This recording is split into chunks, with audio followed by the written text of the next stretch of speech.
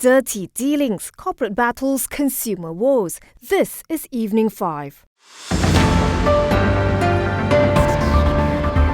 Maybank is said to be considering options including buying out Ageas' minority stake in Etiqa as the lender seeks to boost the value of the insurer.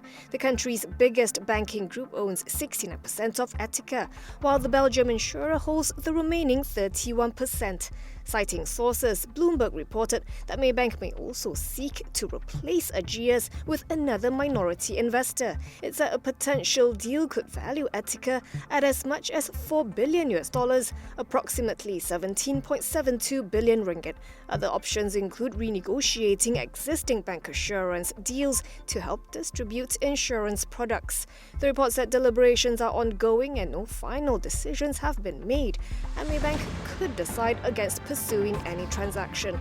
Maybank CEO Datuk Saleh Ramli told Bloomberg in an interview last year that Etiqa is profitable and has potential to grow in Malaysia and the region. He also ruled out a potential listing of the insurer. According to its website, Etiqa has over 10,000 agents and 44 branches and offers both conventional and Sharia-compliant insurance products in Malaysia, Singapore, the Philippines, Indonesia and Cambodia. Economy Minister Muhammad Rafizi Ramli told Parliament today that using a vehicle ownership levy as a verification of eligibility for the RON95 subsidy may raise the risk of some recipients missing out. Citing data from Badu, he explained that roughly 40% of families in the bottom 60% income group do not have vehicle ownership registration, as they may be using vehicles under someone else's name. He explained that the government faced a similar issue during the implementation of diesel subsidies. Based on initial data, Rafizi said there is a large mismatch due to different practices on the ground, whether they are continuing to pay for the vehicle or use someone else's name. The minister said the government is aware that there is no perfect method to implement RON95 petrol subsidy rationalisation, as every proposal comes with operational cost and fraud risks.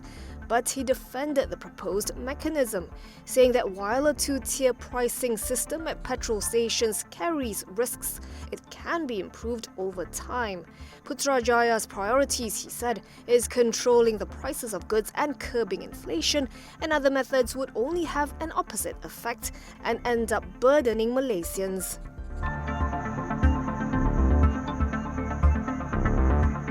Hartalega Holdings, the world's largest nitrile glove maker, said its net profit fell 69% in the second quarter as export revenue fell with the rising ringgit, while the cost of raw materials surged. Net profit for the second quarter of FY 2025 stood at 8.63 million ringgit.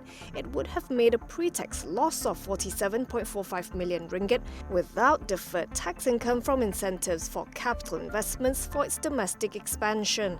Revenue for the quarter surged 44% to 652.07 million ringgit, thanks to higher volume. It declared a dividend of 0.56 cent per share. Hartalega flagged persisting headwinds for the industry due to ongoing global oversupply, global shipping disruptions and a volatile forex market. Still, demand is showing signs of recovery as pandemic stockpiles deplete and consumption normalizes. Domestic producers are also streamlining capacity, easing oversupply issues, while the upcoming US tariff hikes on Chinese gloves, effective in January 2025, could benefit Malaysian manufacturers. For the first half of FY 2025, the group posted a net profit of 40.55 million ringgit compared to a net loss of 24.77 million ringgit in the first half of FY 2024, as revenue jumped 38.5% to 1.24 billion ringgit from 892.12 million ringgit. Heineken Malaysia saw its net profit jump 28.6% in the third quarter of FY 2024 to 112.29 million ringgit, lifted by higher revenue and effective cost management. During the quarter, the brewer's revenue grew 3.2% to 618.99 million ringgit. No dividend was declared for the quarter. In a filing with Bursa Malaysia, the group said it is encouraged by its overall performance, supported by recent macroeconomic developments that indicate signs of stability, fostering optimism for a gradual improvement in consumer confidence. Managing Director Martin Reen van Keulen said the brewer is focused on sustaining its growth momentum by sharpening commercial executions in preparation for Chinese New Year in January 2025. He said, guided by our evergreen strategy to future-proof the business, we will remain agile in navigating the evolving environment and continue driving efficiency through cost optimization. Heineken Malaysia also lauded the government's decision not to increase excise duties on beer, saying any hike will drive greater demand for illicit alcohol. The group pledged to continue to monitor and support the authorities in addressing this issue through comprehensive efforts and promoting greater awareness.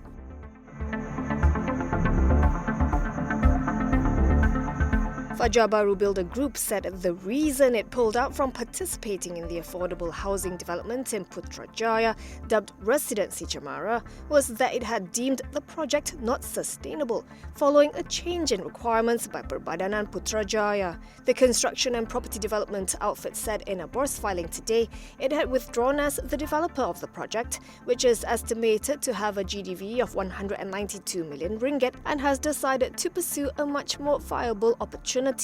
Fajarbaru was participating in the development through its wholly owned subsidiary, Fajarbaru Land Malaysia.